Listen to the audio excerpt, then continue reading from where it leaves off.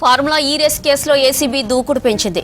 కేటీఆర్ సహా నిందితులపై charge sheet దాఖలు చేయడానికి అనుమతి ఇవ్వాలని ప్రభుత్వానికి లేఖ రాశారు ఏసీబీ అధికారులు.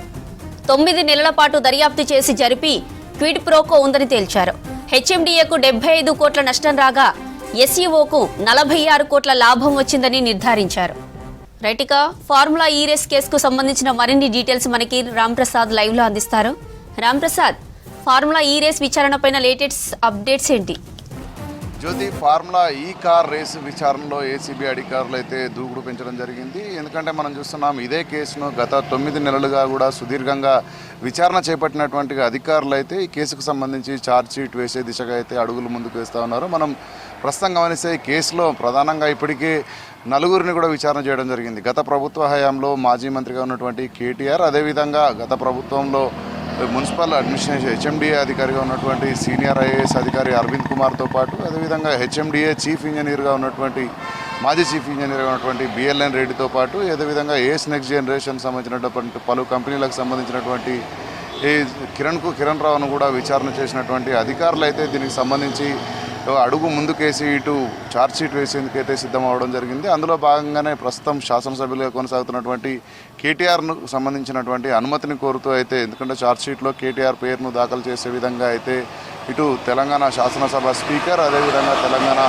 గవర్నర్కు కూడా ఇటు ఏసీబీ అధికారులు అయితే లేఖ రాయడం జరిగింది. ఎందుకంటే మనం చూస్తున్నాం, అవినీతి నిరోధక శాఖలో ఉన్నటువంటి 1988 ప్రివెన్షన్ ఆఫ్ కరప్షన్కి సంబంధించినట్టయితే యాక్ట్ ప్రకారం అయితే విచారణ చేసి అదేవిధంగా కేసును ముందుకు నడిపించేందుకైతే ఇటు అనుమతి తప్పనిసరి కావడంతో అయితే ఇటు స్పీకర్తో పాటు రాష్ట్ర ప్రభుత్వం ద్వారా ఇటు గవర్నర్కు కూడా లేఖను పంపించడం జరిగింది. ముఖ్యంగా మనం ఈ కేసు మొత్తాన్ని గమనించినట్లయితే సీజన్ 9 ఫార్ములా ఈ కార్ రేస్కి సంబంధించి అయితే సీజన్ 9-10లో జరిగినటువంటి ఒక నగదు లావాదేవీలకు సంబంధించి అయితే అక్రమాలు జరిగాయి. అదేవిధంగా నిధుల దుర్వినియోగంతో పాటు అదేవిధంగా నిధులు క్విడ్ ప్రోకో చేసే విధంగా అయితే చర్యలు జరిగాయనేటువంటి పలు కోణాల్లో ఏసీబీ అధికారులు ఇప్పటికే విచారణ చేయడం జరిగింది. విచారణను కూడా ఇప్పటికే ఇటు శాసనసభ్యులు కేటీఆర్తో పాటు అదేవిధంగా ఇటు సీనియర్ ఐఏఎస్ అధికారి అరవింద్ కుమార్, అదేవిధంగా మాజీ చీఫ్ ఇంజనీరింగ్ చీఫ్గా ఉన్నటువంటి బిఎల్ఎన్ రెడ్డితో పాటు ఇదే విధంగా మనం చూస్తే ఏస్ నెక్స్ట్ జనరేషన్ కంపెనీకి సంబంధించినటువంటి ప్రతినిధి కిరణ్ రావు కూడా పలుమార్లు విచారణ ఎదుర్కోవడం జరిగింది. విచారణ అనంతరం అయితే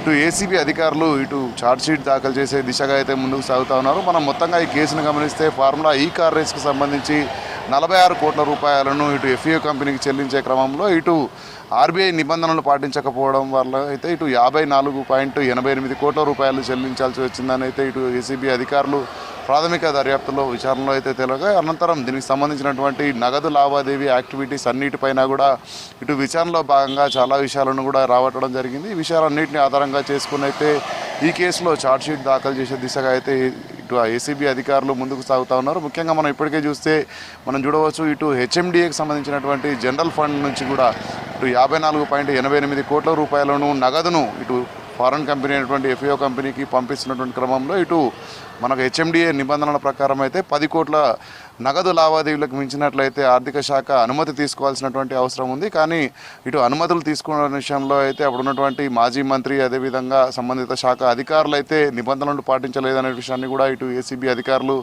విచారణలో ఇటు రాబట్టడం జరిగింది. అంతేకాకుండా మనం మొత్తంగా చూస్తే ఈ కేసుకు సంబంధించి అయితే ఇటు సీజన్ 9-10కు సంబంధించినటువంటి ఏదైతే ఫార్ములా ఈ కార్ రేస్ నిర్వహణ జరిగిందో నిర్వహణ క్రమంలో అయితే ఇటు హెచ్ఎండిఏకు నష్టం వచ్చే విధంగానే యాక్టివిటీ మొత్తం కూడా కొనసాగిందని, ఈ క్రమంలోనే ఇటు ఏస్ జనరేషన్ కంపెనీకి సంబంధించి అయితే నిధులకు సంబంధించి ఇటు నష్టం రాకుండా కూడా కొన్ని ఇటు హెచ్ఎండిఏకి నష్టం వచ్చే విధంగా చర్యలు ఉన్నాయంటూ కూడా ఇటు గమనించడం జరిగింది. దీనిపై అన్నిటిపైన కూడా కేసును ముందుకు నడిపించేందుకైతే ఛార్జ్ షీట్ దాఖలు చేసే దిశగా అయితే ఏసీబీ అధికారులు ముందుకు సాగుతున్న క్రమంలో ఇప్పటికే ఇటు కేటీఆర్ ఎమ్మెల్యేగా కొనసాగుతున్న క్రమంలో ఇటు స్పీకర్ ద్వారా అయితే గవర్నర్ను కూడా అనుమతి కోరుతూ అయితే లేఖ రాయడం జరిగింది. లేఖ అనుమతి వచ్చిన అనంతరం అయితే కేసును మరింత దూకుడుగా ముందుకు తీసుకువెళ్లేందుకైతే ఏసీబీ అధికారులు చర్యలు చేపడతా ఉన్నారు. మనం ఇప్పటికే చూస్తున్నాం, ఇటు 55 కోట్లు సుమారు 55 కోట్ల నిధులకు సంబంధించినటువంటి ఈ కేసులో అయితే ఇప్పటికే దానికి సంబంధించినటువంటి లావాదేవీలపై కూడా ఏసీబీ అధికారులు అయితే ఇటు ఎఫ్ఈఓ కంపెనీలను కూడా వివరణ కోరడం జరిగింది. విచారణలో వారిని కూడా ఆన్లైన్ ద్వారా విచారణ చేసిన క్రమంలో ఈ కేసును మరింత ముందుకు తీసుకుపోయే విధంగా అయితే ఏసీబీ అధికారులు చర్యలు కొనసాగుతున్నాయి. జ్యోతి.